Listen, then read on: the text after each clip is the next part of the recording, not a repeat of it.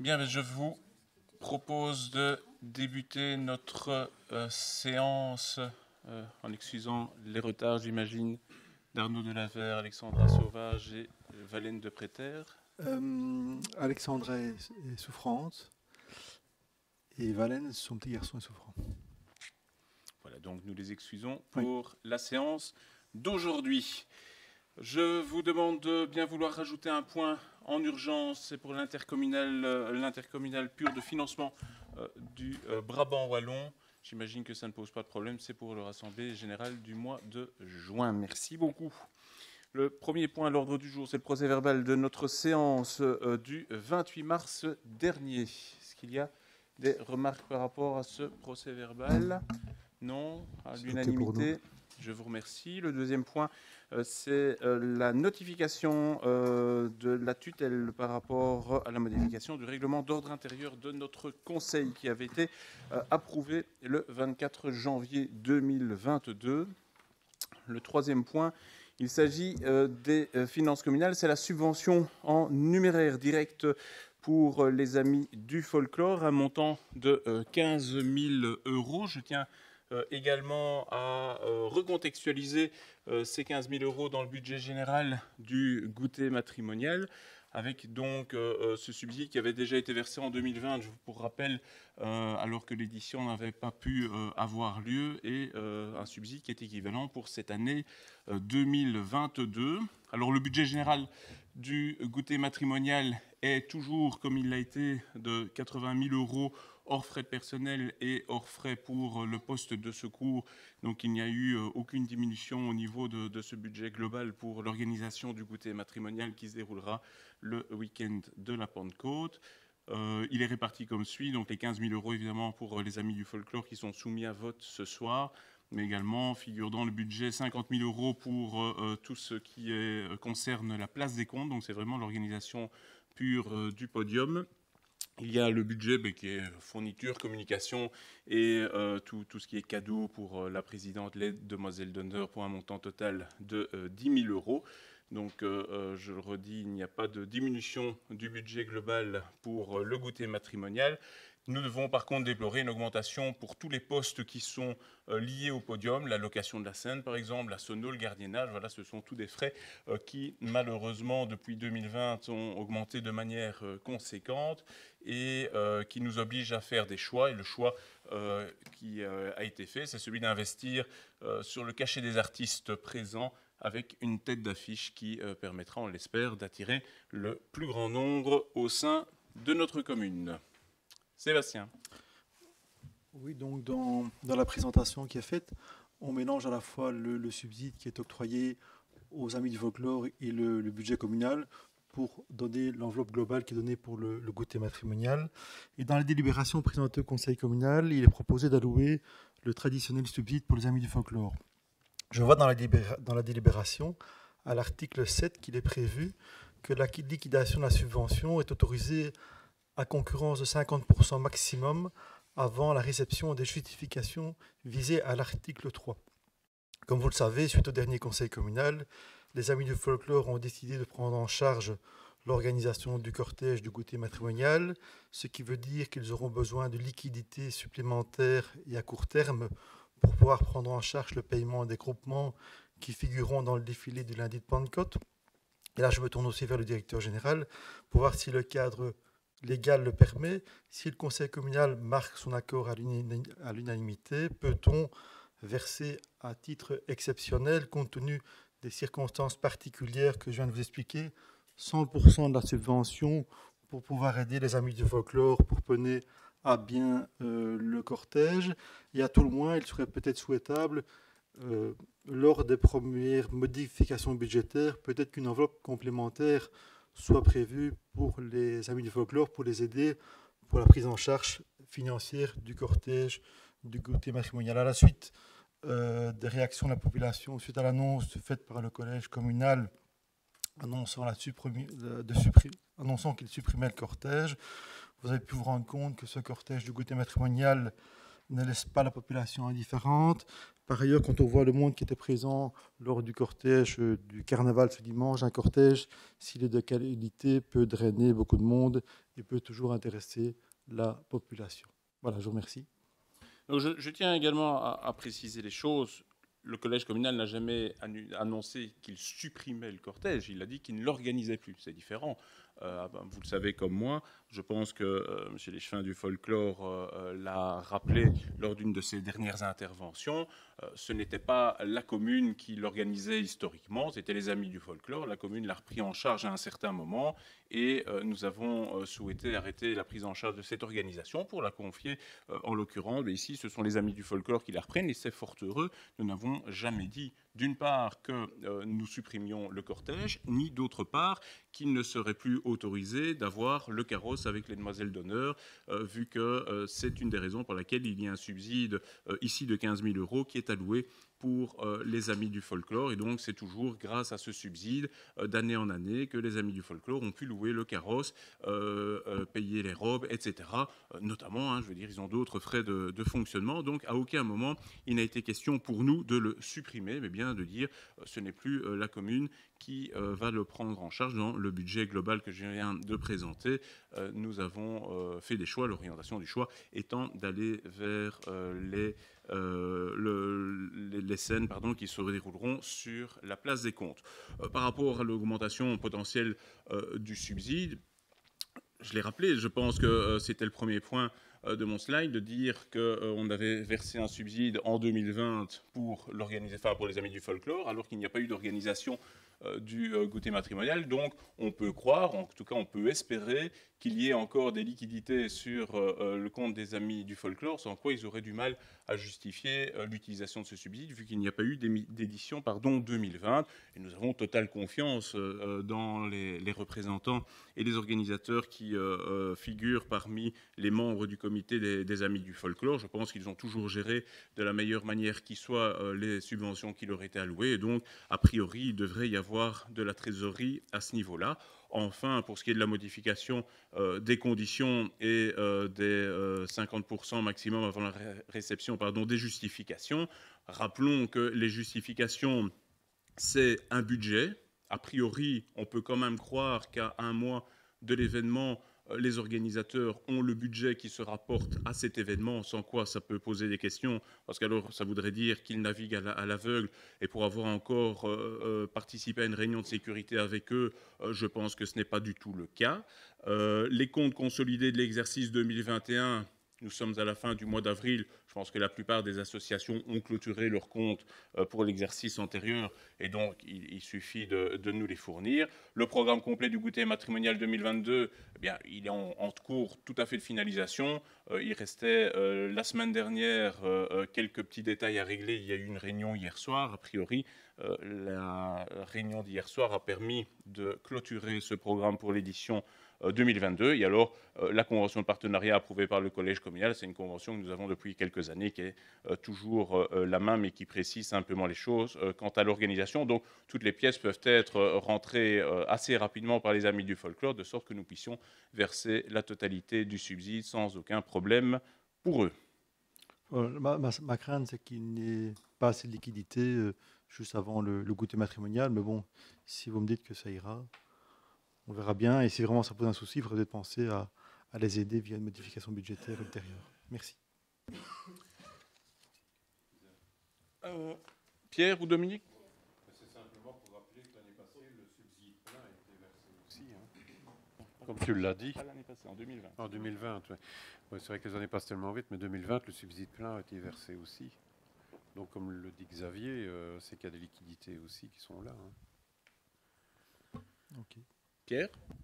Oui, donc je vois qu'il y a un budget de 50 000 € place des comptes. Monsieur Léchevin des fêtes. À un mois de l'événement, est-ce que le conseil communal pourrait avoir le scoop ou un petit peu expliquer qui viendra chanter sur la scène? Donc ça nous intéresse beaucoup. A priori, l'affiche sera dévoilée lundi, mais si Dominique veut donner un scoop ou l'autre...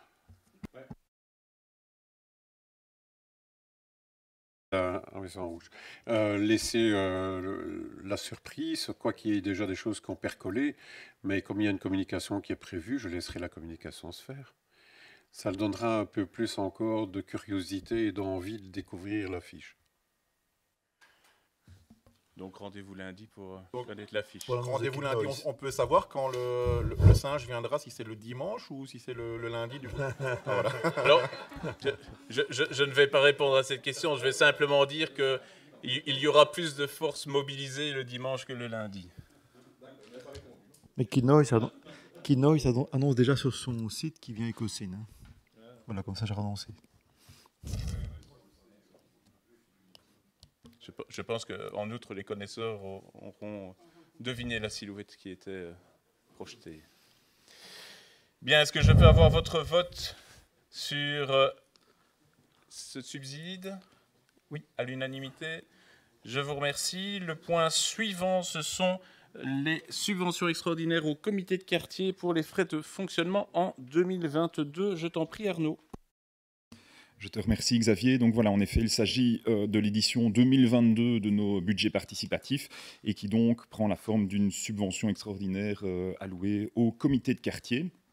Alors, simplement un petit rappel du rôle des comités de quartier. Donc le but, c'est vraiment de créer une interface entre les services communaux et les habitants qui souhaitent s'investir dans leur quartier, être des relais, et donc être informés par la commune et consultés concernant des sujets qui les touchent prioritairement, avoir des contacts très fréquents avec les services communaux par rapport, dans le cadre des réunions trimestrielles des comités de quartier, et être informé également par les services communaux d'opportunités pour leur quartier, que ce soit en dialogue avec mes collègues, le service travaux notamment, qui collabore beaucoup avec les comités de quartier pour du placement de mobilier ou autres pour lesquels on peut connaître réellement les besoins au plus proche des habitants.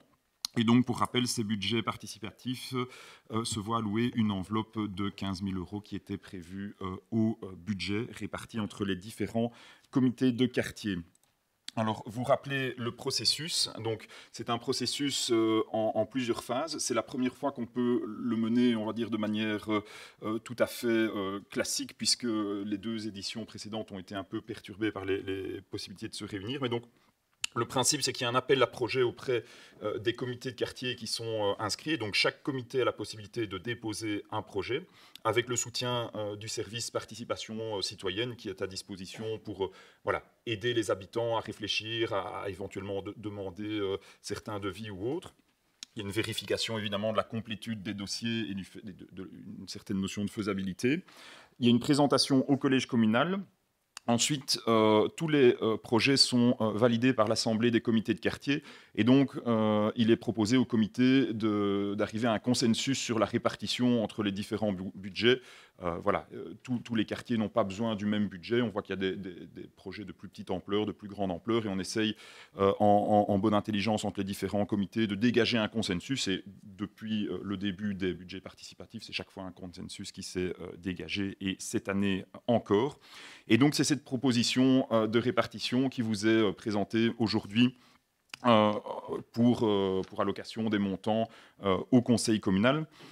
Et ensuite, durant le courant de l'année, donc les comités peuvent réaliser leurs projets avec le soutien du service participation citoyenne et sur base des justificatifs et des factures, eh bien, les montants sont payés au comité. Alors, avant de vous dévoiler et de vous indiquer les projets qui sont proposés par les comités, je voulais simplement rappeler ce qui s'était fait lors de l'édition précédente. Et donc, nous avions notamment pour le comité de l'AFDEL la création d'un petit espace de rencontre dans le quartier. Et donc, sur une zone, il y a des plantations qui ont été effectuées, un petit potager et des zones où des activités de quartier peuvent se tenir avec les familles et les enfants. C'est bien le comité de l'AFDEL parce qu'on a beaucoup de comités, enfin, on a plusieurs comités dans la zone. Et il y a notamment le comité de marche en campagne qui est juste un petit peu plus loin. Et donc là, c'est bien le comité sur le haut de l'AFDEL. On a le comité l'État Vertès qui a continué le projet de fleurissement et de valorisation l'amélioration du quartier. Donc il y avait eu des fleurs à planter dans différents espaces. Il y a également un hôtel à insectes qui a été placé. Voilà, c'était un souhait des habitants de ramener un petit peu de verdure dans le quartier. On a eu également le comité du centre historique, donc à la Bassée, qui a, en partenariat avec la Maison de la Jeunesse, réalisé une fresque avec des jeunes du quartier et d'ailleurs, donc hors du quartier également. C'était une activité qui était ouverte à toutes et tous. Et alors, un parcours historique dans le quartier sur les nombreux éléments qui sont à valoriser dans le quartier, qui n'est pas encore affiché, qui est toujours en cours de réalisation. Et donc c'est pour ça que vous voyez la petite précision entre parenthèses. Et alors le comité du Square Restomont, qui a déjà un espace qui est bien visible, qu'on peut voir à proximité du Square, de la rue Restomont, du Square Fort-Mahon, et donc d'un espace de quartier qui est composé d'un petit potager et qu'ils ont élargi. Donc ils ont repris une deuxième zone avec un petit terrain de pétanque qui a été de convivialité, qui a été réalisé au bénéfice de tous les habitants du quartier. Et donc pour les projets 2022, alors la première chose à dire, c'est que on a le plaisir d'avoir 3 nouveaux comités qui ont inscrit, déposé des projets, donc ce qui est un motif de satisfaction, parce qu'on a envie vraiment que chaque comité puisse bénéficier de ces budgets participatifs. Et donc on a le comité de la Place Cousin, qui organise 2 festivités de quartier. Comme c'est leur premier appel au budget participatif, l'objectif c'est vraiment de pouvoir rassembler le quartier dans la dynamique et par après peut-être réfléchir à des projets qui soient plus d'aménagement du quartier, mais donc avec une fête de l'hiver et une fête des voisins qui seraient réalisées. Le comité de la Dîme qui souhaite en fait faire un fleurissement du sentier dans le quartier qui longe en fait les jardins de la Dîme avec le petit pont qui passe au-dessus de la Sonnette, avec également un petit espace de convivialité avec une table de pique-nique qui pourra servir tant au quartier qu'aux visiteurs. C'est vrai que c'est un endroit où il y a beaucoup de promenades et ils souhaitent embellir le quartier.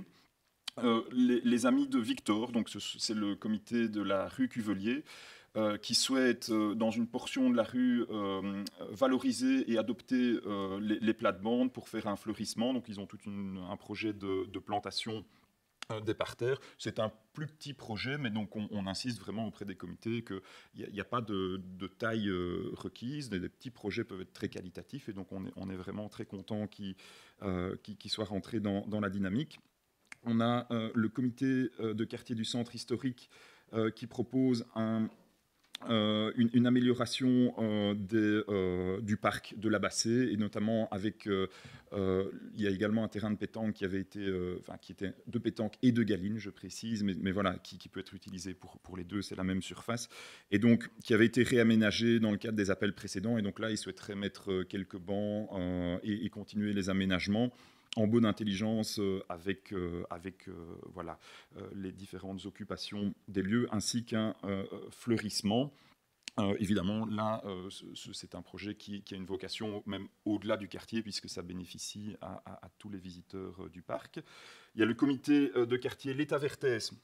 Et donc ça, c'est vraiment un chouette exemple qui veulent à nouveau continuer du fleurissement de quartier. Mais donc la raison, c'est que leur comité s'est agrandi. Et donc, en fait, le comité a fait des émules et il souhaite intégrer le clos Pietrasanta, qui est juste voisin du clos L'État Vertès, dans la même dynamique. Et donc, voilà, vu la bonne ambiance du comité, il y a des habitants de Pietrasanta qui ont souhaité rejoindre également la dynamique.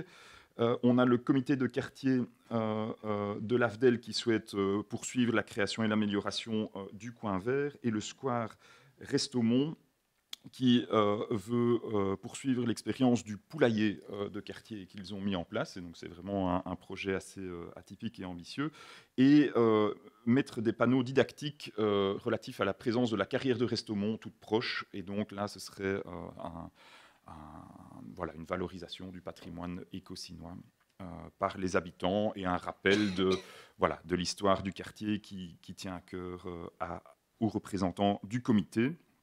Et donc voilà, pour les 7 projets qui vous sont proposés, ainsi que les différents montants alloués, donc à savoir 2500 € pour le Sacré-Cœur Place Cousin, 2500 pour le comité de la Dîme, 500 € pour les Amis de Victor, 3000 € pour le centre historique, 1500 pour l'État Vertès, 2 000 € pour l'AFDEL et 3 000 € pour le Square Restaurant. Rappelons que c'était évidemment une proposition qui a été concertée avec l'ensemble des comités et ajustée en fonction des besoins et des projets de chacun.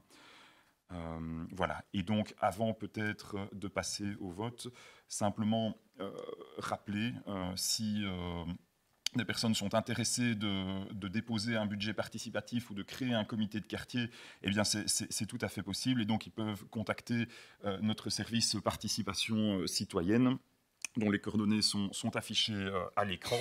Les coordonnées sont également reprises sur le site web de la commune www.ecosine.be. Et donc, notre service peut vous accompagner pour contacter ses voisins, aider, partager les expériences et vous aider à réaliser ce projet de quartier. Merci Arnaud. Est-ce qu'il y a des questions? Sébastien? Oui, simplement, merci pour cette présentation qui est intéressante. On était un peu réticents au début par rapport à la mise sur pied de ces comités de quartier. On voit que ça se développe et qu'il y a une certaine dynamique qui se produit.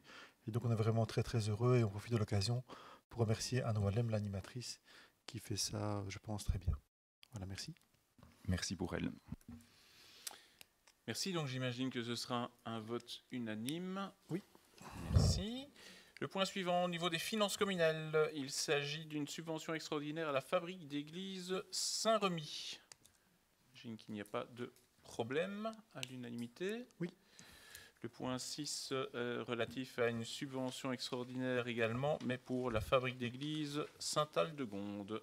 Sébastien? Oui, donc je vois que la communication de délibération a été envoyée en date du 5 avril au directeur financier faisant fonction et que le directeur financier n'a pas remis son avis. Est-ce qu'on peut connaître la raison?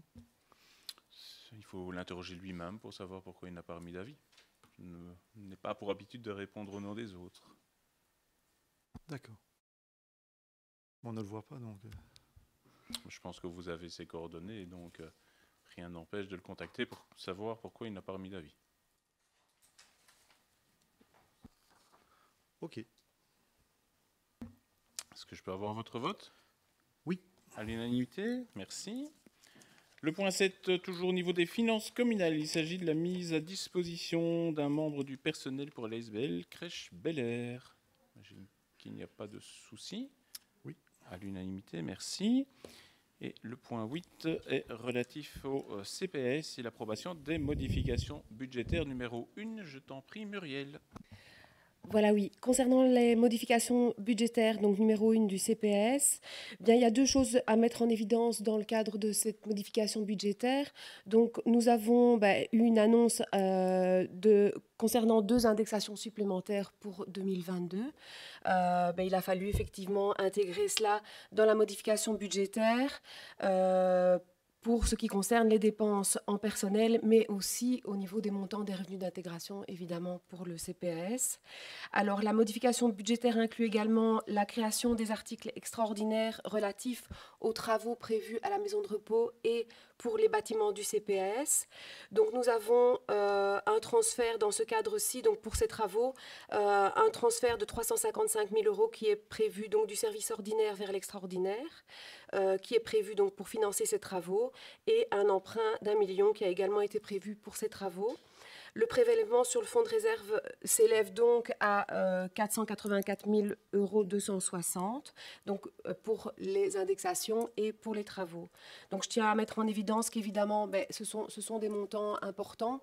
Il faut savoir que ces travaux vont permettre des aménagements des bâtiments, des rénovations de ces bâtiments et permettre par la suite de faire des économies en matière notamment de dépenses énergétiques, puisqu'il ne faut plus le dire, ces dépenses vont coûter très cher aux administrations et donc les travaux vont permettre des économies dans les années à venir et une amélioration des conditions de travail des employés et de l'accueil des citoyens. Donc voilà, ce sont les 2 éléments en tout cas à mettre en évidence concernant cette modification budgétaire. Merci Muriel. Est-ce qu'il y a des questions, Sébastien? Oui, dans ces modifications budgétaires, il n'y a pas de précision sur l'emprunt d'1 million dont tu as parlé qui va être réalisé.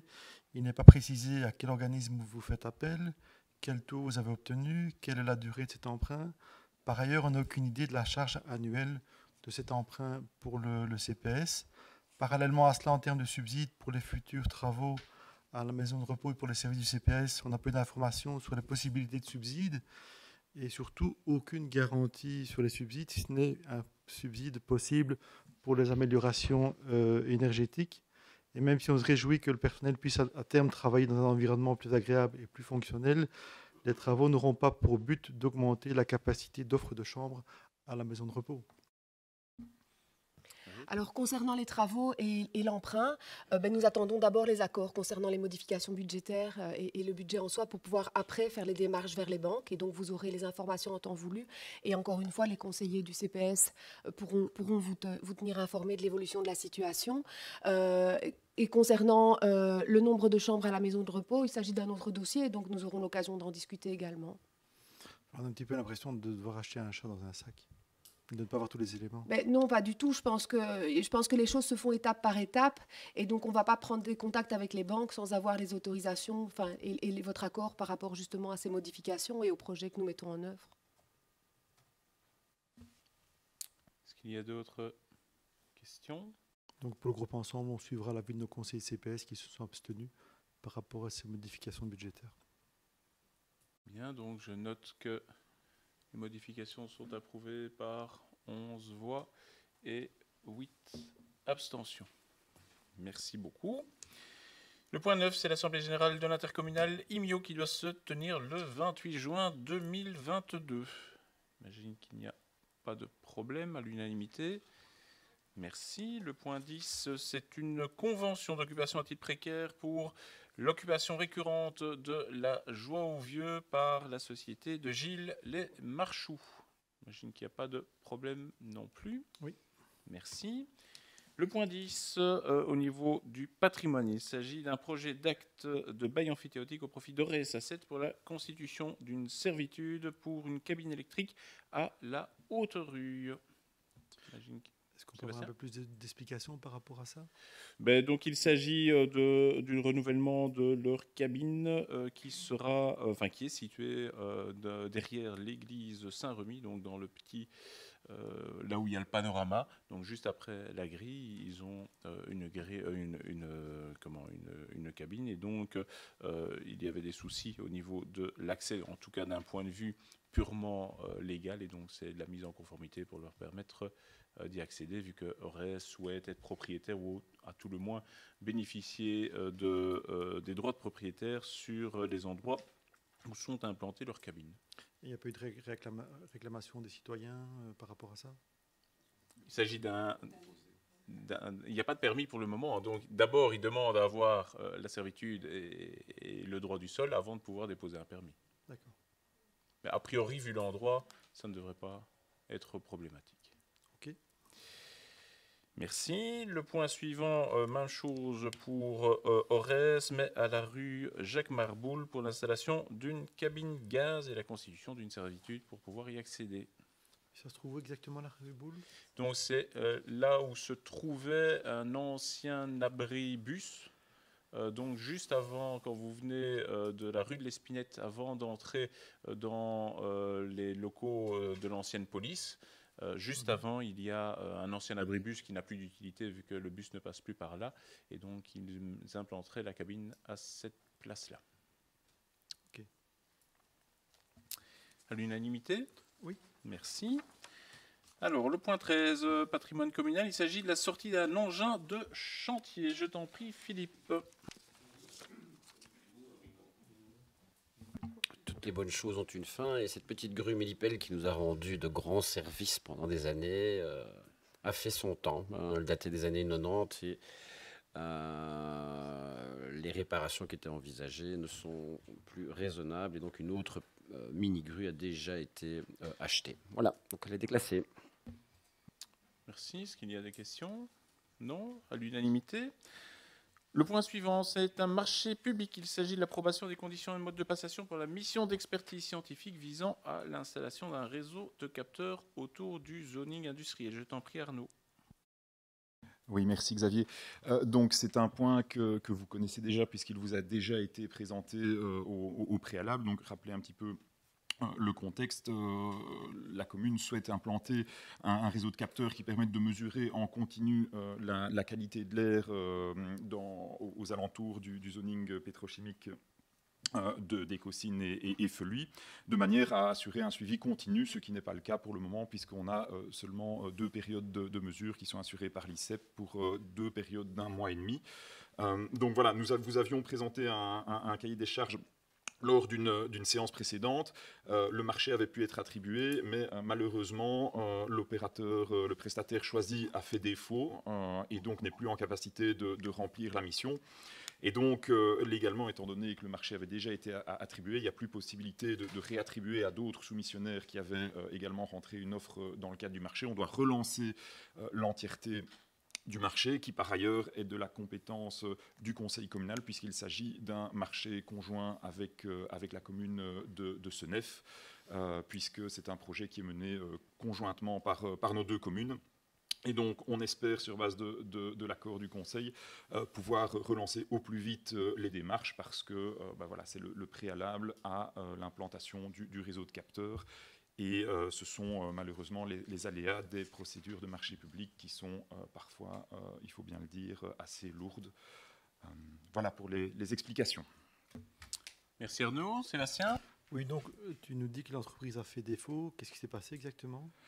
Ils ont eu des modifications dans leur personnel, et donc notamment les experts en charge de la mission qui ont visiblement changé d'entreprise, et ils n'avaient, semble-t-il, plus l'expertise scientifique. En tout cas, eux-mêmes jugeaient ne plus avoir l'expertise suffisante pour assurer cette mission.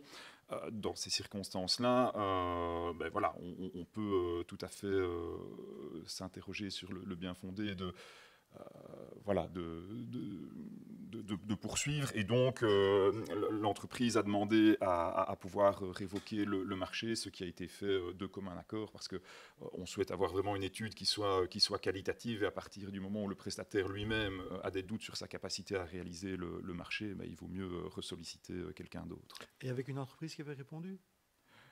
On avait plusieurs entreprises qui avaient répondu, oui. Mais donc ici, il s'agit de relancer l'entièreté du marché. Donc les entreprises qu'on avait sollicitées préalablement le seront à nouveau, et on regarde hormis celle qui a fait défaut bien sûr, et on regarde peut-être pour en ajouter l'une ou l'autre en plus, pour être sûr d'avoir vraiment un panel d'offres qui nous permettent d'avancer dans les meilleures conditions. S'il n'y a pas d'autres questions, je peux avoir votre vote à l'unanimité. Je vous remercie. Le point 15 est reporté pour une question de sécurité juridique. Le point 16, il s'agit de la participation financière pour les années 2023-2025 au contrat de Rivière-Seine. Je t'en prie, Arnaud. Xavier ?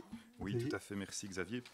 Il s'agit en fait ici de renouveler la convention qui nous lie au contrat de Rivière. Et donc, vous savez que le contrat de Rivière a dans ses missions donc d'améliorer la qualité des cours d'eau, et donc de pouvoir travailler en matière de prévention sur toute une série de thématiques, donc notamment restaurer la qualité des eaux, mais aussi de la prévention par rapport à des déchets, la sensibilisation par rapport à des pollutions éventuelles dans les cours d'eau.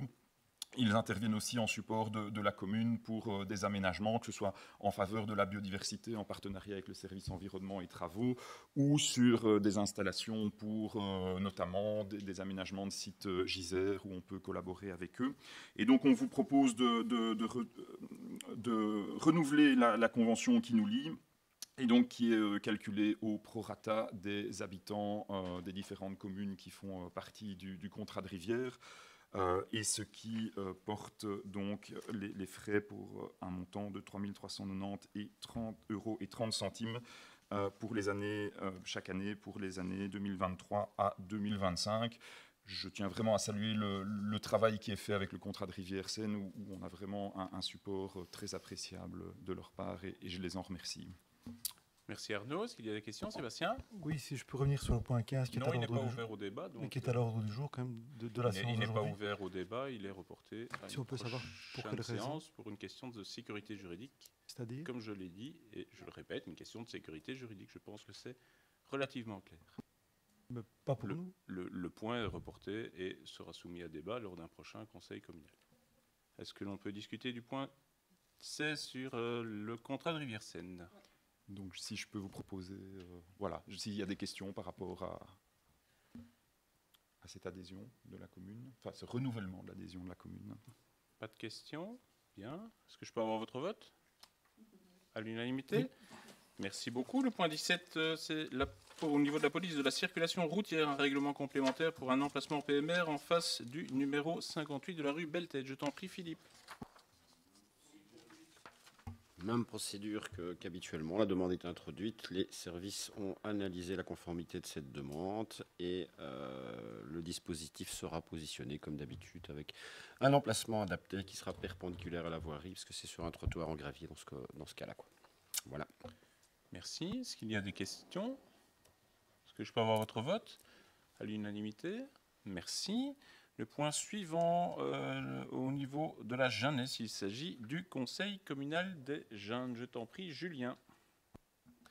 Voilà, merci. Ben voilà, donc je vous propose de valider la mise en place d'un Conseil communal des jeunes sur la commune d'Écossynes, donc et de valider les modalités de fonctionnement de celle-ci.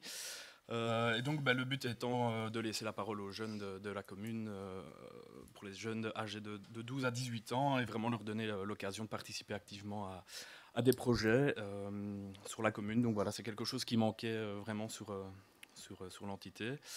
Et donc le projet il sera porté par le service jeunesse participation citoyenne et animé par la Maison de la jeunesse. Donc, comme je le disais, ce conseil communal des jeunes, il a à destination des jeunes de 12 à 18 ans domiciliés à Écossynes.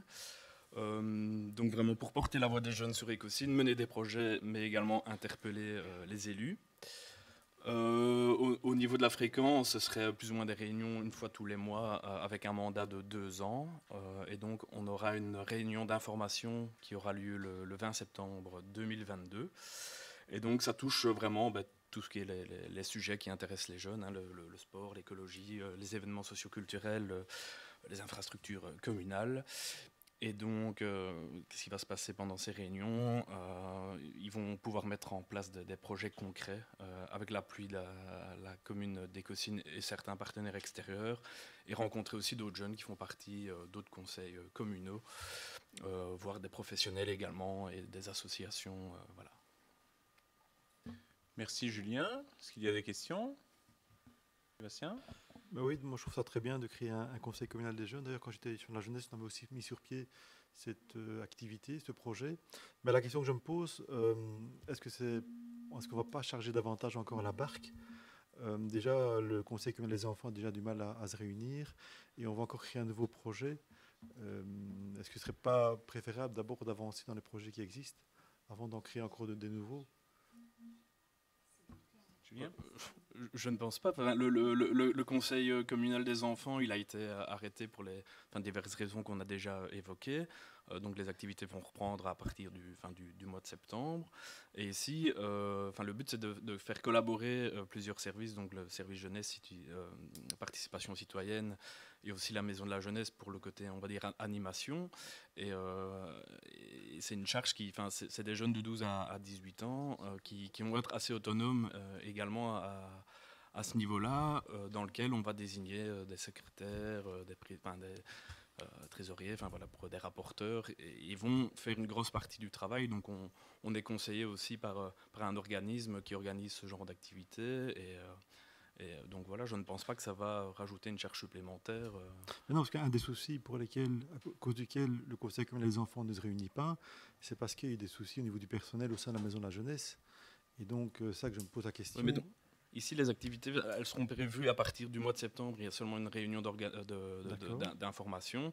Et donc, l'organisation, en tant que telle, les débuts auront lieu, à mon avis, dans le courant du mois d'octobre, novembre. D'ici là, on aura le temps. Il y a une nouvelle coordinatrice qui a été engagée. Donc, les choses vont se mettre en place. Et au niveau de la maison des jeunes, il y a du personnel qui est présent. Donc voilà. OK.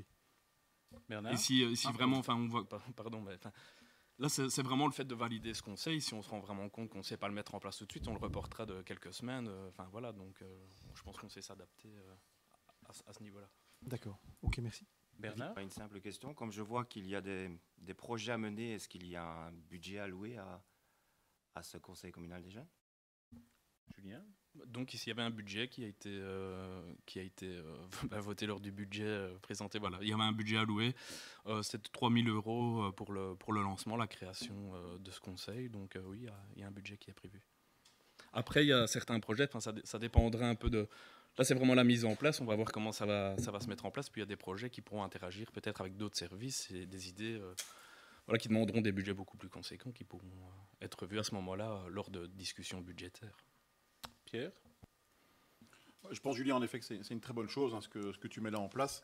Par contre, j'aimerais savoir ce que tu vas faire pour attirer un peu les jeunes au conseil. Donc, il y a une réunion le 20 septembre, mais tu vas faire quoi? Est-ce que tu vas faire un courrier ciblé pour tous les jeunes vraiment nominatifs? Est-ce que tu vas aller dans les différents mouvements de jeunesse, chez les guides, chez les scouts, pour aller leur expliquer? Je suppose que les réunions aussi, le 20 septembre, ça ne tombe pas le week-end, mais ce serait bien de ne pas le faire le samedi, en tout cas quand les jeunes sont dans d'autres activités. Donc, je voulais un peu savoir ce qu'allait être mis en place, mais en tout cas, tiens-nous aussi au courant de comment ça se passe. J'espère que mes enfants, en tout cas, y participeront, parce qu'elles sont dans les 12-18. Donc... Non, effectivement, donc il y a diverses communications qui seront prévues, donc les habituelles affiches qui seront apposées à différents endroits, mais on ira aussi directement dans les clubs sportifs, les mouvements de jeunesse et autres, là où on trouve les jeunes, notamment au niveau de la gare, où le matin quand ils vont prendre leur train ou leur bus pour se diriger à l'école, je pense que là on peut les interpeller directement avec un flyer, s'il y aura des flyers qui seront mis à disposition, et donc vraiment les toucher là où ils sont quoi. Donc maintenant voilà.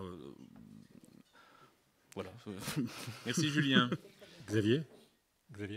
Oui, Xavier. Une simple question, comment est-ce que tu vois les interactions entre ce nouveau conseil, qui est une très bonne chose, et la Maison de la Jeunesse, justement, ces interactions, comment éviter les doublons, comment permettre de faire en sorte que les relations, les interactions soient optimales? Est-ce que la Maison de la Jeunesse va servir d'agent de mise en œuvre des décisions du conseil des jeunes? Comment ça va se jouer en fait ça? Ça, je pense que ça va se faire au fur et à mesure, petit à petit. Donc là, on est vraiment sur la création. Je ne sais pas encore vous dire comment ça va se dérouler, c'est tout nouveau, donc je pense que les choses vont se faire naturellement. Il y a le côté Maison de la Jeunesse où ils ont des activités qui sont prévues. Ici, c'est vraiment essayer de porter de nouveaux projets, des projets en tout cas sur la commune. Donc c'est vraiment deux choses différentes, mais peut-être qu'à certains moments, ils vont pouvoir...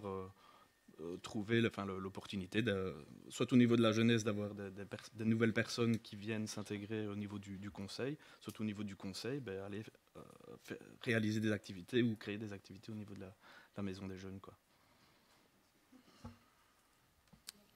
Merci. Est-ce qu'il y a encore des questions sur ce point? Non. Je vous propose de passer au vote, j'imagine à l'unanimité.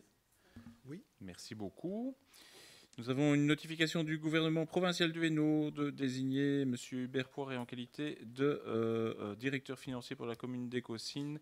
Donc M. Poiret qui est receveur régional et qui assurera le remplacement de Mme Lacroix durant sa convalescence. Et le dernier point, il s'agit d'une délégation que le collège communal a donnée à monsieur le directeur général pour qu'il puisse lui-même désigner l'agent appelé à le remplacer pour des congés dont la durée n'excède pas 30 jours. Nous avons ensuite le point supplémentaire que vous avez accepté de porter à l'ordre du jour en début de séance. Il s'agit de l'Assemblée générale ordinaire de l'intercommunal pur de financement du Brabant wallon. J'imagine que ça ne vous pose pas de problème. À l'unanimité. Oui. Et nous pouvons dès lors passer aux questions orales. La première étant posée par Sébastien Deschamps au niveau du patrimoine. Je t'en prie, Sébastien. Oui, donc elle concerne le presbytère Saint-Rémy. Dans un arrêté épiscopal daté du 10 janvier 2020, l'évêché de Tournai a confirmé au collège communal d'Écosine qu'il acceptait la désaffectation du presbytère de la paroisse Saint-Rémy. Le retour complet de ce bien dans le giron communal a fait l'objet d'une promesse de compensation. Le collège s'est en effet engagé à rénover le presbytère Saint-Aldegonde afin de réaménager un logement pour le prêtre à l'étage et des locaux paroissiaux au rez-de-chaussée. La commune d'Écosine a annoncé avoir l'intention de réaffecter le presbytère Saint-Rémy à un usage communautaire dans le cadre d'un plan communal de développement rural. Cette superbe bâtisse située haute rue à Écossynes est inoccupée depuis de très nombreuses années. Pourriez-vous nous préciser où en sont les démarches en vue d'une destination future du presbytère Saint-Rémy? Nous avons eu connaissance de votre demande d'estimation du bien. Que comptez-vous faire avec le bâtiment? Demande d'information. Merci. Bien, monsieur le conseiller communal, je vous remercie pour...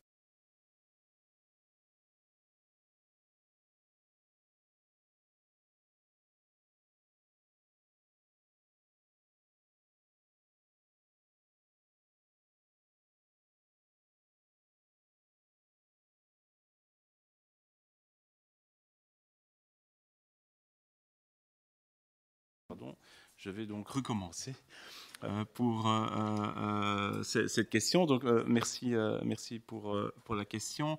La cure Saint-Rémy a fait l'objet donc d'une fiche projet dans le cadre du plan communal de développement rural qui se terminait en 2021. Cette fiche projet prévoyait de manière principale la création d'une maison rurale consistant en une infrastructure polyvalente capable d'accueillir et de centraliser autant les différents milieux associatifs que les différentes manifestations culturelles. Dès la mise en place de la majorité actuelle, en 2018, nous avons indiqué clairement vouloir concentrer nos efforts pour développer un projet pour réhabiliter l'ancienne église du Sacré-Cœur que nous venions d'acquérir. Je vous cite à ce propos notre déclaration de politique communale. La majorité communale sera un acteur dans la préservation et la valorisation des monuments de la commune. Parmi les futurs chantiers et les opérations de rénovation urbaine, celui de la réaffectation de l'église du Sacré-Cœur en un lieu couvert au service de la population. À la fin de l'été et à l'automne 2021, nous avons mené, en collaboration avec l'intercommunal Hygrotech, une mission de maîtrise d'usage visant à déterminer les attentes et les besoins de citoyens par rapport à l'édifice du Sacré-Cœur. Les conclusions de cette mission ont été présentées devant cette Assemblée lors du Conseil communal du 28 février 2022. À la lecture des propositions d'affectation identifiées lors de la mission de maîtrise d'usage, il apparaît évident que la concrétisation du projet de réhabilitation du Sacré-Cœur répondra aux attentes qui figuraient dans la fiche projet de la cure Saint-Remy. Il serait donc inutile de démultiplier des fonctions identiques dans le contexte financier et budgétaire que nous connaissons actuellement.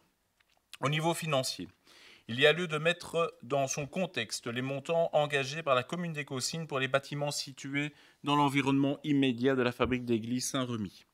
En 2017, nous avons décidé de rénover les toitures de l'église. Le montant estimatif de base était de 318 220 € et 4 centimes. Le montant d'attribution initiale était, lui, de 430 278 € et 30 centimes. 5 ans plus tard, un conflit avec la société désignée initialement et qui n'a pas été en mesure de réaliser le chantier, une crise sanitaire sans précédent, une crise des matériaux suivant notamment le Brexit, un conflit armé aux portes de l'Europe, nous en sommes à 974 603 € et 79 centimes en attente du décompte final, soit une augmentation de 656 383,75 € par rapport à l'estimatif de base et de 544 325,49 € par rapport à la première soumission, soit 326% du budget que nous avions décidé initialement. Au vu des éléments qui précèdent, le 26 octobre 2021, le collège communal a décidé de solliciter le comité d'acquisition. Ce dernier a demandé des compléments d'information le 12 avril dernier et nous leur avons apporté les précisions dès le lendemain. Nous sommes donc à présent en attente de l'estimation du comité d'acquisition pour les 2 parcelles qui sont surlignées ici en rouge et en jaune avant de prendre une attitude définitive par rapport à ce bâtiment. Merci pour cette réponse.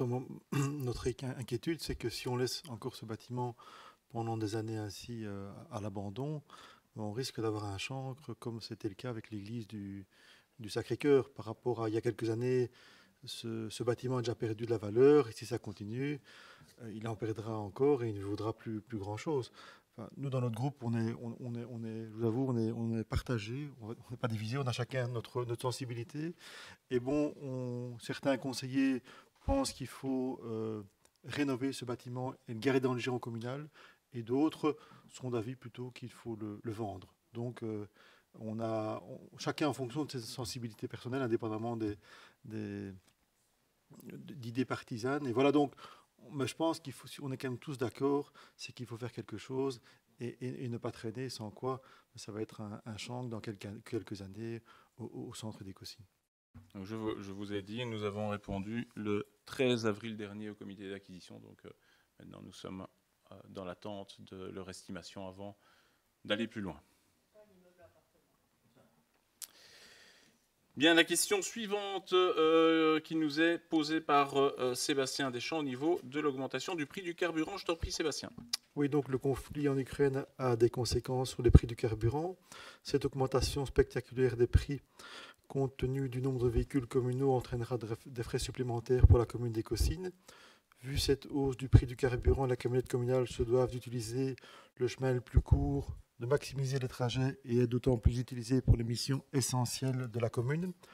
Pour rappel, en début de mandature, l'actuelle majorité a décidé d'augmenter les taxes communales pour pouvoir nouer les deux bouts. Nous avons la chance de disposer d'une pompe à essence à Écossy, à 2 pas du dépôt communal où la commune peut s'approvisionner. Cela évite des trajets supplémentaires et fait vivre le commerce local.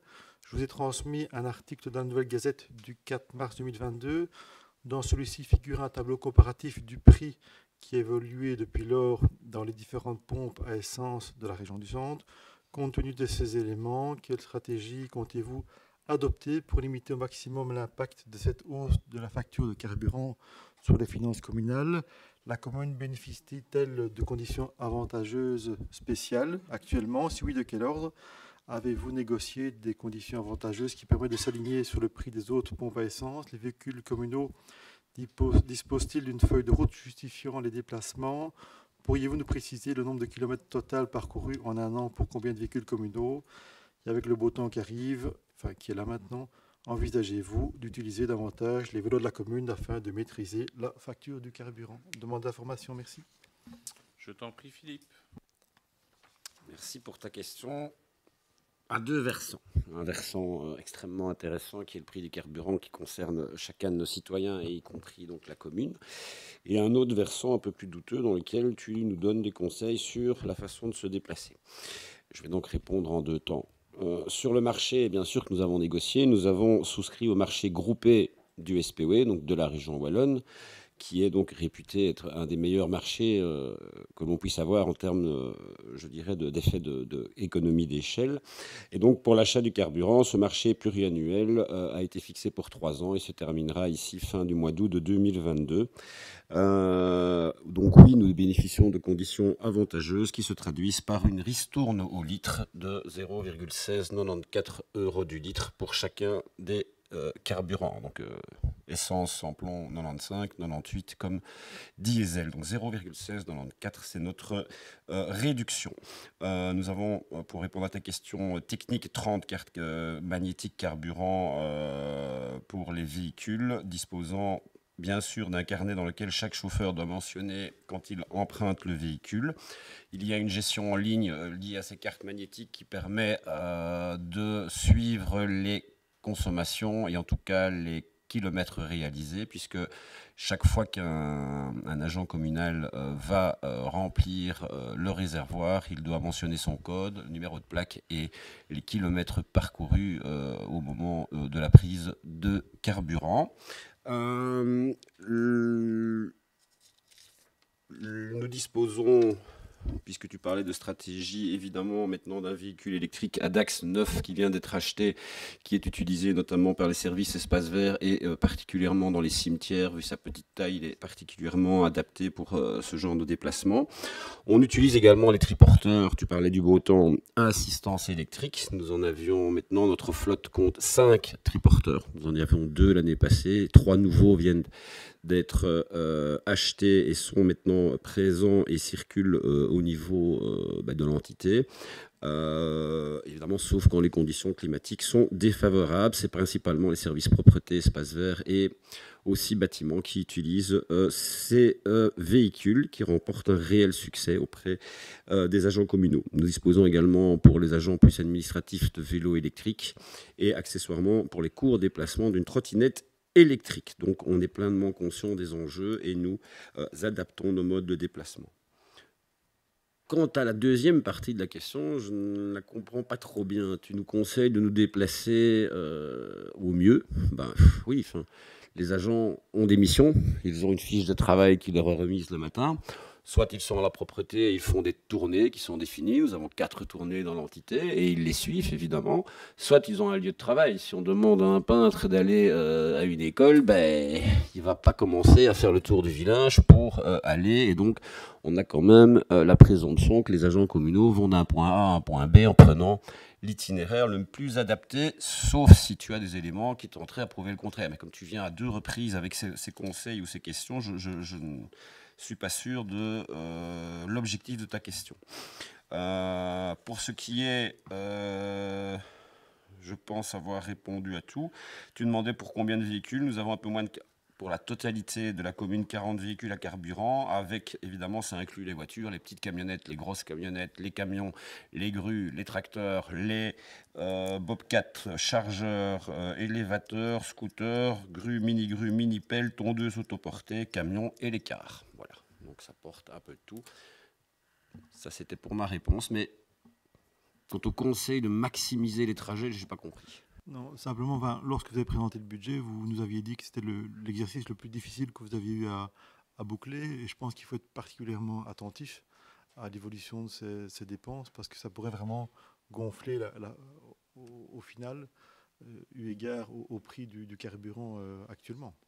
Mais je me permets de réagir, je n'ai pas eu de réponse, enfin, c'est pas à moi de poser les questions, tu me diras, c'est facile d'être d'un côté ou l'autre de la barrière, mais feuille de route, trajet à maximiser, je comprends pas. Je veux dire, quand un ouvrier doit se déplacer, c'est pour travailler.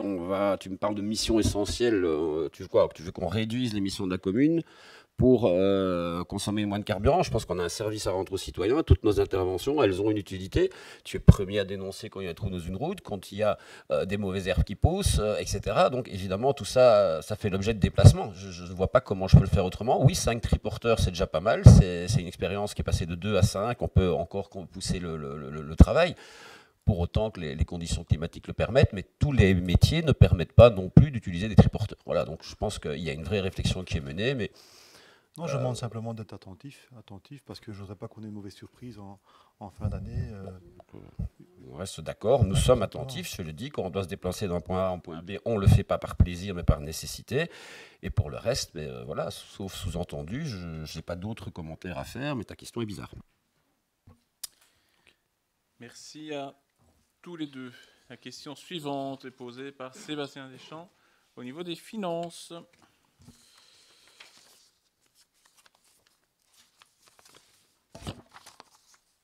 Merci. Donc, ma question pose concernant la liquidation de la subvention de la crèche Bel-Air. La première pierre de la crèche Bel-Air a été posée en fin d'année 2016. Si on ne peut que se réjouir de son fonctionnement actuel, on peut se poser des questions sur son financement quelques années plus tard. En effet, en page 2 du rapport de la directrice financière relatif au compte budgétaire pour l'année 2020, point 7 à l'ordre du jour du Conseil communal du 26 mai 2021, celle-ci attirait l'attention du Conseil communal sur la non-liquidation d'une partie du subside qui était alloué à la crèche. Elle nous précisait que l'administration communale avait fait un emprunt ainsi qu'une couverture d'escompte de subvention pour percevoir le subside promis. Il y avait 2 entités subventionnant, ce qui a créé des problèmes pour les pièces justificatives. Début 2019, la banque a demandé le remboursement d'escompte de subvention limité dans le temps. L'administration communale, pour ce faire, a dû avancer 1 339 000 €. À ce jour, 768 450 € ont été remboursés par l'autorité subsidiant. On attend le solde. Lors de l'examen du compte qui avait eu lieu le 26 mai 2021, nous avions attiré votre attention sur cette situation et avions demandé où en étaient les démarches. Près de 600 000 € étaient toujours sur les routes. Plus de 5 ans après la pose de la première pierre de la crèche, pourriez-vous nous préciser où en sont les démarches? Demande d'information, merci. Merci, monsieur le conseiller, pour ces questions semestrielles. Ah oui, tous les 6 mois, ça revient, c'est cyclique. Et ça, c'est pas revenir de manière plus courte, parce qu'il faut 6 mois pour reposer la question sur le même sujet. C'était le 20 septembre en 2021. septembre dernier, je vous indiquais que de nos nombreux contacts avec la région, il est ressorti que le traitement du dossier souffre de retard, notamment dû à l'admission à la pension des agents en charge de celui-ci en début de procédure. Je vous confirme aujourd'hui que notre dossier a été repris en charge par un nouvel agent. Toutefois, un énième problème administratif s'est posé. En effet, en septembre, la région wallonne nous a interrogés sur le dernier état d'avancement du chantier tel que rectifié et son incidence sur le décompte final. Notre service en charge des marchés publics leur a donné par courriel les explications demandées, explications fournies par le bureau d'études que nous avions mandaté pour suivre le chantier. Toutefois, ce n'est qu'à la mi-mars que l'administration de la région wallonne nous est revenue demandant que ces explications soient validées par le collège communal sous la forme d'un décompte final et non d'un état d'avancement final, ce qui a été fait en date du 29 mars 2022. Nous espérons dès lors que cette dernière opération administrative permettra de clore définitivement ce dossier. Je tiens néanmoins à vous rassurer.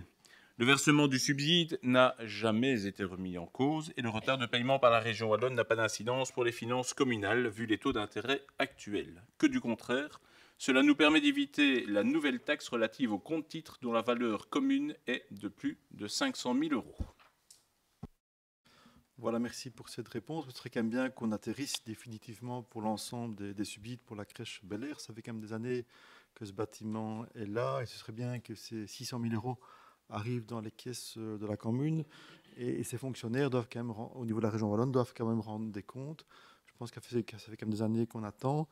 Et donc, le député François Desquesnes de Soigny a interpellé la ministre Debus sur le sujet pour faire en sorte que les subsides arrivent au plus vite dans les caisses de la commune. Il a interpellé la ministre à notre demande. Voilà. Bien, merci. Alors, nous avons reçu 2 questions portant le même objet par M. Godefroy et M. Deschamps et Rossignol par rapport à la boucle du Hainaut. Je t'en prie, Xavier.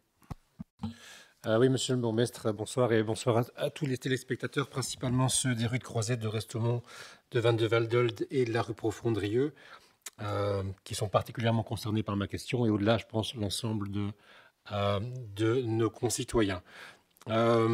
Concernés par le sujet qui est une véritable épée de Damoclès sur notre village, sur son avenir, j'ai nommé le projet de boucle du Hainaut, et pour ceux qui ne seraient pas encore au courant, il s'agit donc d'un projet d'installation par Elia d'une ligne aérienne à très haute tension 380 000 volts en courant alternatif entre Avelgem et Courcelles qui va passer par une bonne dizaine de localités dont Écosine. Alors pour un petit rappel, la première étape à franchir dans le cadre de ce dossier, c'est la modification du plan de secteur.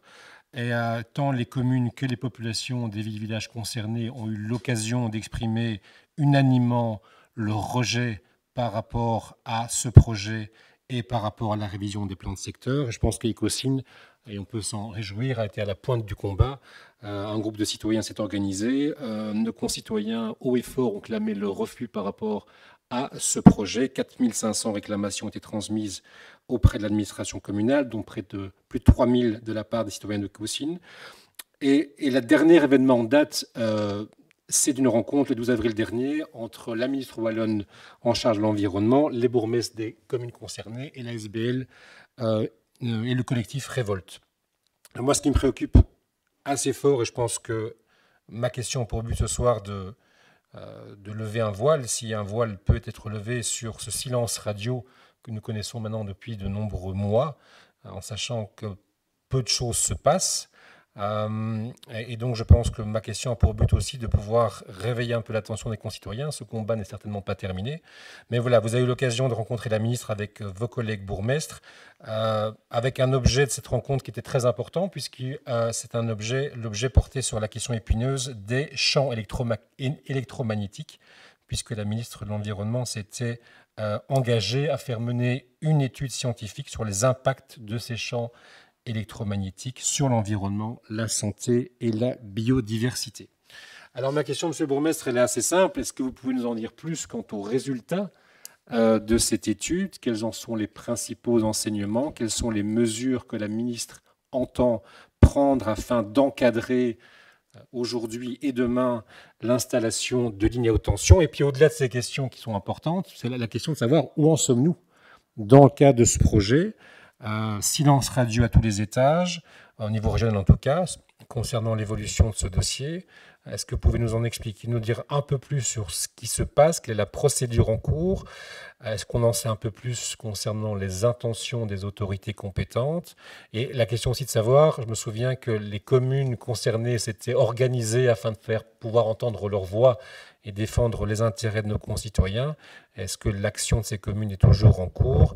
Et plus concrètement, quelles sont les actions que la commune d'Écossynes entend prendre sur ce dossier en 2022? Je vous remercie. Merci. Sébastien, Bernard? Oui, donc voici plus de 18 mois qu'Elia a déposé auprès du service public de Wallonie une demande de modification du plan de secteur en vue de l'inscription du tracé d'une toute nouvelle ligne à très haute tension reliant Avelgem à Courcelles. Long de 86 km, ce projet de ligne à très haute tension traverse le territoire d'une douzaine de communes annuaires. Malgré les réductions de publicité induites par les règles particulières édictées en période Covid, l'enquête publique a généré plus de 22 000 réactions traduisant l'inquiétude et l'incompréhension de nombreux habitants face à l'ampleur inédite de ce projet et au choix d'Elia de passer à travers tout, en total mépris des règles de base d'un bon fonctionnement du territoire et des engagements même de la déclaration de politique régionale wallonne qui prévoyait pour la boucle du Hainaut de limiter au maximum l'impact négatif sur le paysage et sur l'environnement. Ces réactions citoyennes ont entraîné dans chaque commune impactée par le projet de tracé des votes souvent unanimes des conseils communaux pour demander le retrait du projet d'Elia. Face à cette véritable fronde locale, le ministre Boursu a décidé de faire réaliser une contre-expertise. Ce fut celle confiée à Jingdai, qui a été largement contestée par le groupement citoyen Révolte au vu des liens entre cet expert et l'entreprise Elia.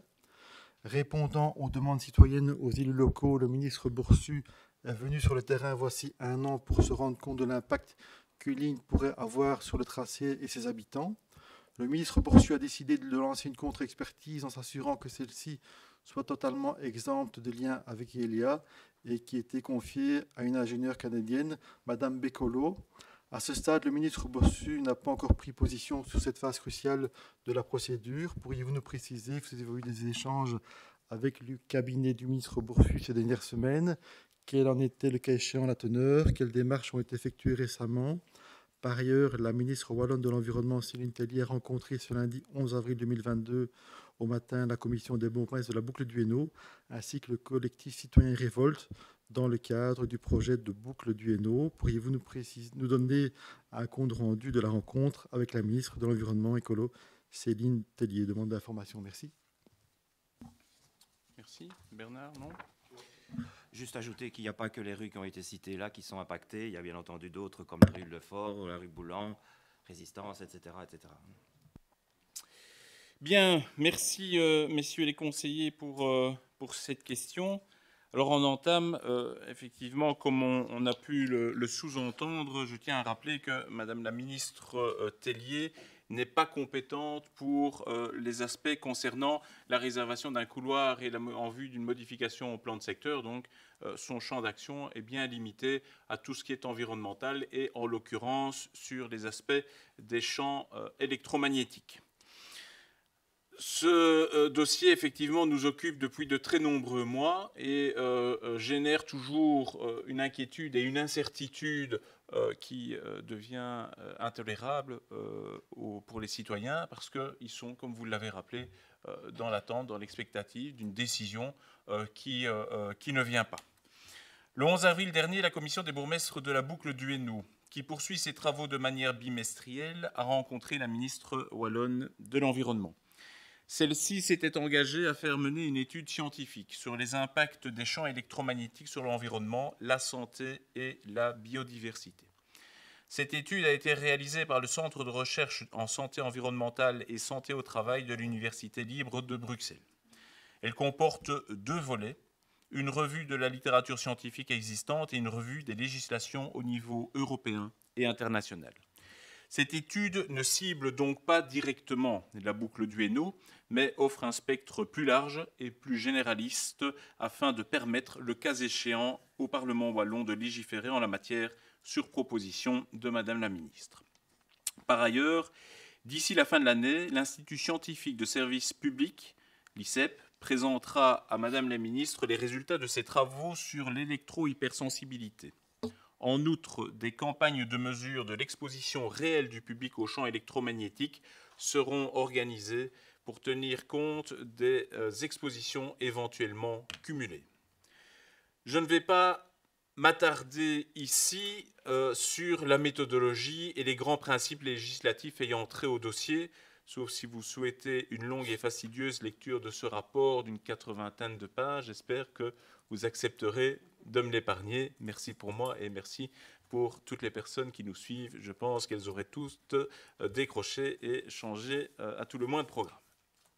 Je ne prendrai du temps ici que pour les éléments qui me semblent de nature à nous éclairer sur le projet de ligne qui nous occupe, à savoir, pour rappel, une ligne à très haute tension de 6 gigawatts et 380 kV. Dans ce contexte, les valeurs liées à l'éloignement sont les suivantes. Vous le voyez derrière moi et j'espère qu'elles sont diffusées. Donc vous avez une diminution des normes d'électromagnétisme en fonction de la distance. Et donc, on parle en nanotesla, en microtesla, pardon. Il y en a 12 à l'aplomb, 4,4 à 30 mètres et 0,2 à 100 mètres. Depuis 2002, les champs électromagnétiques d'extrêmement basse fréquence, c'est de cela dont on parle ici, sont classés par le Centre international de recherche sur le cancer selon leur niveau de connaissance quant à leur possible caractère carcinogène. Les champs magnétiques sont classés comme peut-être cancérigènes pour l'homme. Et les champs électriques, eux, sont malheureusement inclassables quant à leur cancérogénité pour l'homme. En 2015, le Comité scientifique des risques sanitaires émergents et nouveau publiait un rapport qui concluait à une corrélation significative entre l'exposition journalière moyenne de 0,3 à 0,4 microtesla et l'augmentation du risque de leucémie infantile. Toutefois, ils n'ont pas réussi à déterminer les mécanismes sous-jacents à ce phénomène. En 2020, le Conseil supérieur de la santé belge rejoignait cette conclusion. Mis à part le lien avec la leucémie infantile qui fait consensus, d'autres cancers sont soupçonnés d'être en partie liés à une exposition aux champs électromagnétiques. C'est le cas des cancers du cerveau, du sein, des leucémies chez l'adulte. Mais toutefois, ici également, le lien de causalité n'est pas clairement identifié. Certaines études in vivo sur des rongeurs de laboratoire démontrent, elles, que ces champs électromagnétiques semblent induire ou renforcer le développement de tumeurs. Il est important de souligner que l'ensemble de ces études de provocation soumettent les cobayes à des niveaux d'exposition prolongés de 12 ou 24 heures par jour aux champs électromagnétiques de 20 microtesla à 50 000 microtesla. Plusieurs études ont été menées autour du risque d'impact sur l'ADN de ces champs électromagnétiques. Ici aussi, les résultats sont mitigés. Ils ne permettent pas ni d'affirmer ni d'exclure un lien de causalité. Il ressort cependant qu'en co-exposition avec des rayons X, les champs électromagnétiques jouent un rôle de promoteur. De nouvelles études doivent donc être menées et répliquées. Outre les cancers, plusieurs impacts sont soupçonnés, mais là non plus, aucun lien de causalité n'a pu être établi. Toutefois, le risque n'est pas écarté. C'est le cas pour l'impact sur la fertilité, les troubles neurocognitifs, l'équilibre cardiovasculaire ou bien encore le rythme circadien, donc notre horloge biologique. L'environnement n'est pas en reste, avec un impact sur la biodiversité, singulièrement sur les larves et les insectes. Des effets indirects ont également été constatés sur les animaux d'élevage et sur les cultures végétales. Les scientifiques qui ont réalisé l'étude commandée par Madame la ministre wallonne de l'Environnement recommandent les actions suivantes. A minima, de suivre les recommandations de la Commission internationale de protection contre les rayonnements ionisants de 2010 concernant les limites d'exposition aux champs électromagnétiques compris entre 1 et 300 Hz, à savoir un seuil de référence de 200 microtesla. d'évaluer la nécessité de prendre en considération les sujets et éléments sensibles tels que les femmes enceintes et les enfants en s'inspirant des règles en vigueur notamment en Croatie, en Flandre, en Suisse, en Italie ou encore en Slovénie. De renforcer les éléments de communication à l'adresse du public, notamment sur les moyens de limiter l'exposition au rayonnement non ionisant et enfin d'établir des procédures de surveillance.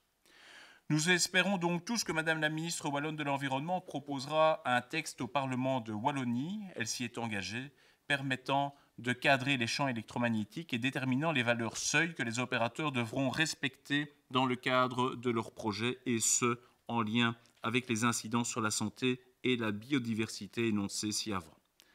Par ailleurs, le principe de précaution doit, me semble-t-il, s'appliquer ici comme dans d'autres dossiers ayant un impact potentiel sur la santé de nos concitoyens. Pour ce qui est du reste, nous sommes, et je suis personnellement en contact permanent avec des représentants de l'ASBL Révolte. Je pense que les représentants de l'ASBL se sont quelque part répartis les bourgmestres et nous avons quelque part chacun notre personne relais au sein de l'ASBL pour pouvoir établir ces contacts et continuer le travail par rapport à ce projet qui malheureusement prend du temps mais est toujours bien présent. La seule information qui nous est parvenue récemment du ministre Boursu est qu'il estimait que l'ensemble des rapports transmis étaient à ses yeux suffisants pour lui prendre sa décision.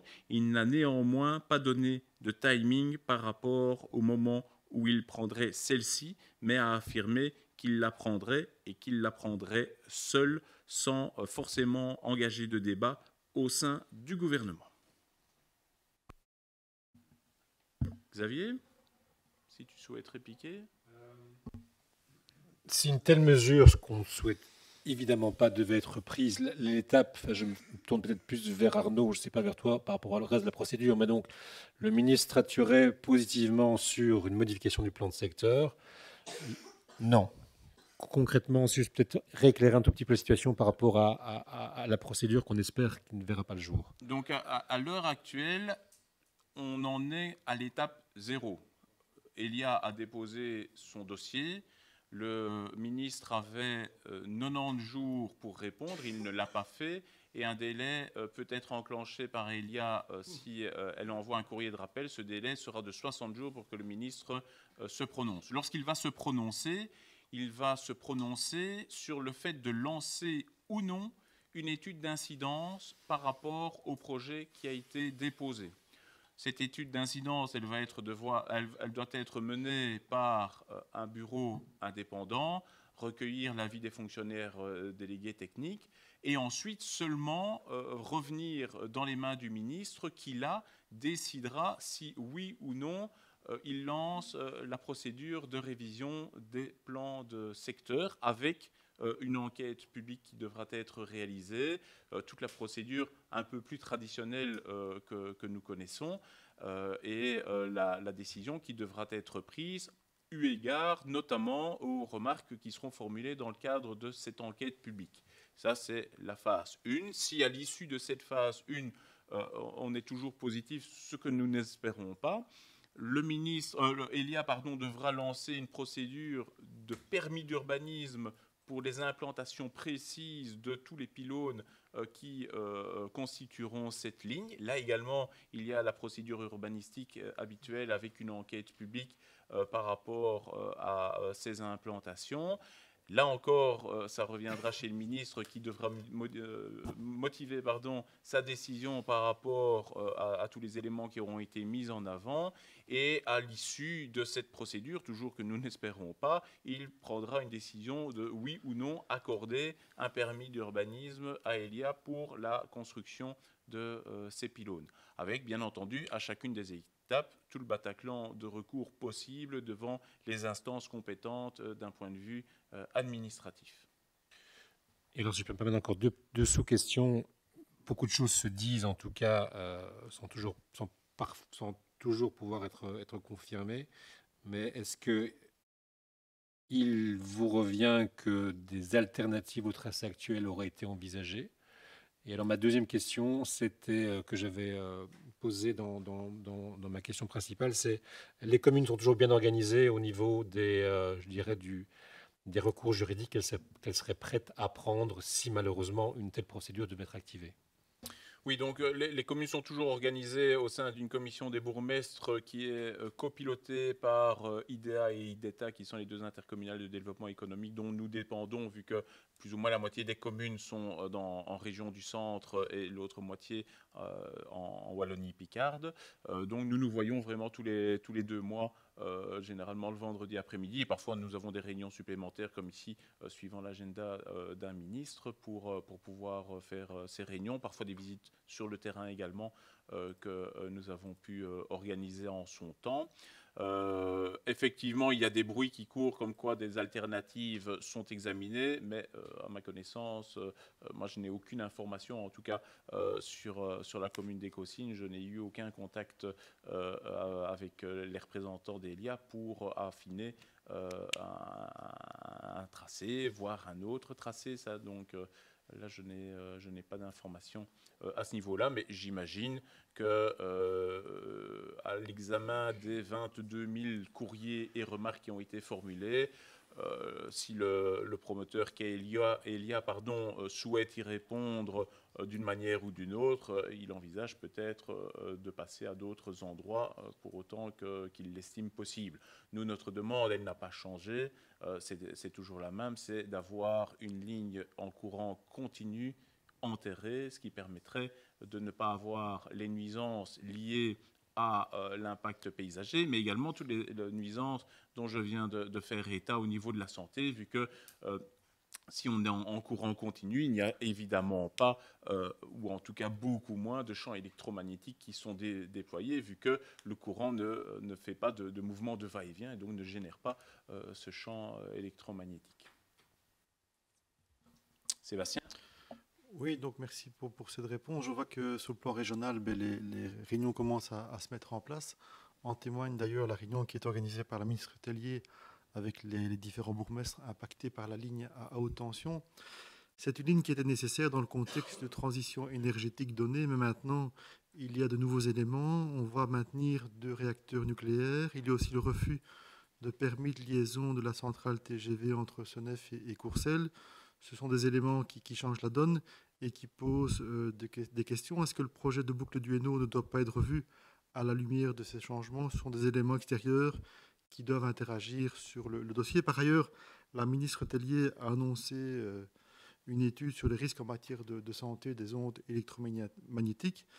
Mais bon, c'est bien de faire des études, mais ce serait bien d'aller au bout et de mettre en place des normes.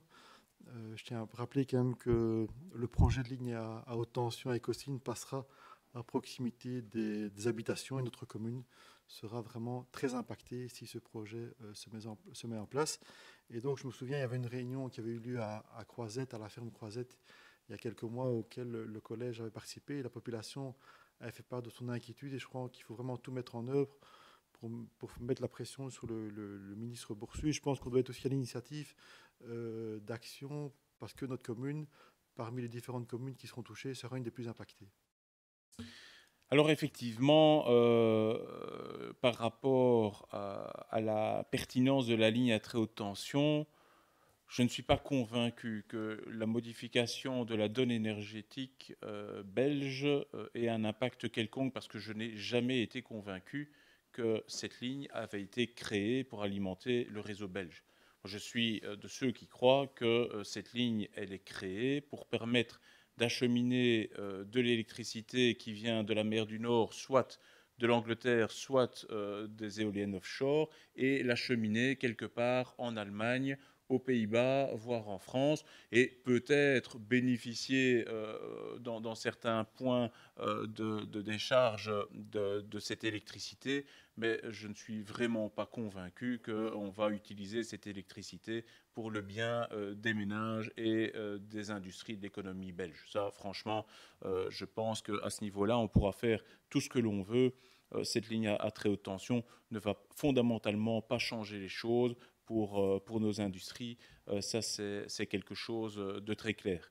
Au niveau des actions qui sont menées, pour le moment, on est dans une phase qui administrativement n'existe pas.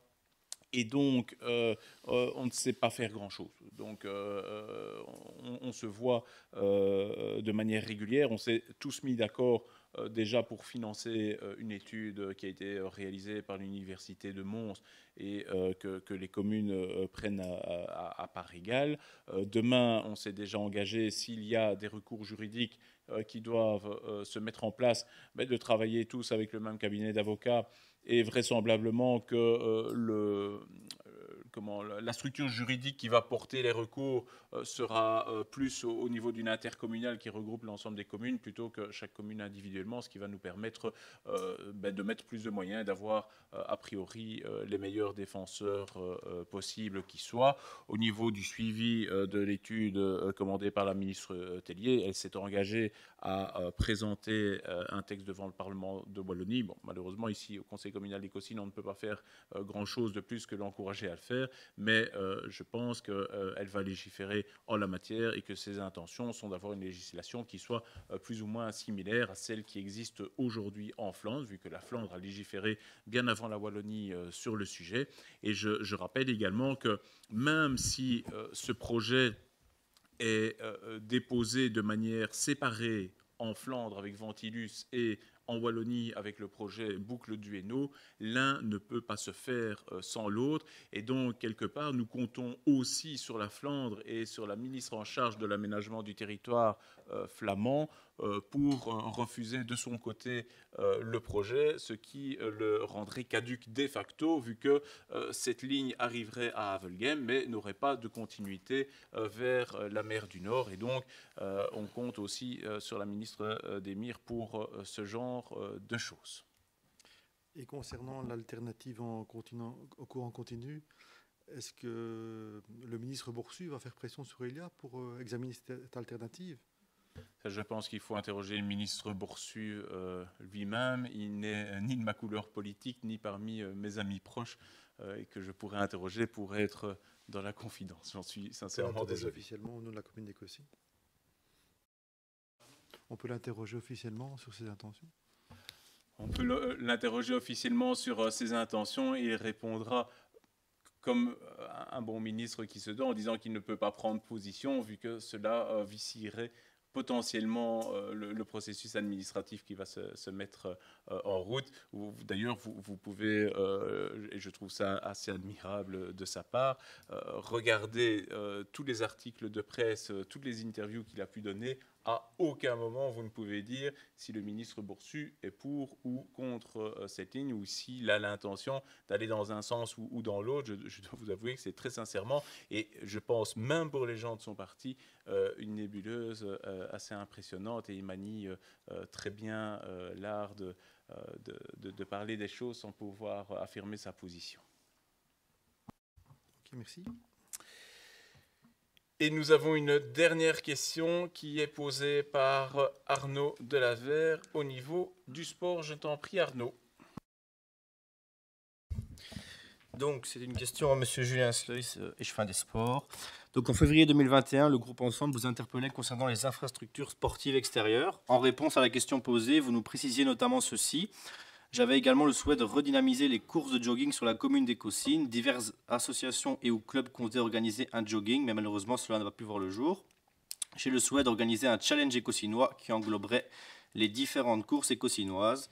Et donc, pourriez-vous nous préciser où en sont les démarches avec les organisateurs de courses à pied à Écosine? Quelles démarches ont été réalisées en un an pour créer ce challenge? Je t'en prie, Julien. Oui, voilà. Bonsoir Arnaud. Effectivement, j'ai toujours bien le souhait de redynamiser les courses de jogging sur la commune d'Écosine. Nous sommes d'ailleurs en train de plancher sur une course communale et des réunions de préparation sont donc prévues. Concernant le challenge, pour le réaliser, il nous faudrait, à mon avis, au minimum 5-6 courses existantes sur l'entité. En tout cas, pour le moment, je sais qu'il y en a 3 qui seraient potentiellement organisées l'année prochaine. Voilà, donc des contacts seront repris avec des associations, des clubs sportifs et également les écoles pour voir s'ils sont toujours intéressés par l'idée. Donc voilà, je ne peux pas vous garantir qu'un challenge verra le jour l'année prochaine, mais en tout cas, ça reste d'actualité. Et voilà, c'est quelque chose qui demande aussi beaucoup de travail au niveau des services, donc je ne voudrais pas charger leur barque. Ok. Ouais, comme tu dis, 5-6 courses, ça serait assez. En effet, nous aussi, on a réfléchi, on en voit 3 Ecosyn. Avec la tienne communale, ça ferait 4. Après, un challenge, ça ne doit pas spécialement être que sur Ecosyn. On pourrait, par exemple, englober Bren et Soigny pour avoir, avec l'aide de leurs équipes, par exemple, pour en avoir assez pour faire un challenge. Il y a l'amicale des courses de route en Hainaut qui existe déjà, avec une quinzaine de courses, avec des courses à plus de 1000 participants, donc ça marche très bien.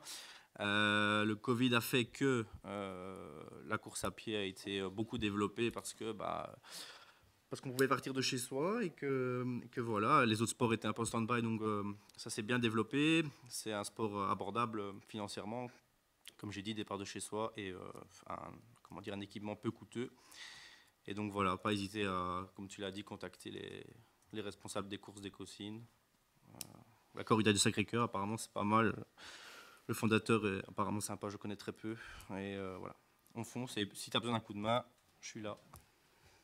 Ok, parfait. Ben, merci pour la proposition et pour les idées en tout cas. Mais voilà, c'est vrai que ça reprend petit à petit en tout cas avec l'arrêt qu'on a connu ces derniers temps. Et donc voilà, les choses se mettent en place progressivement.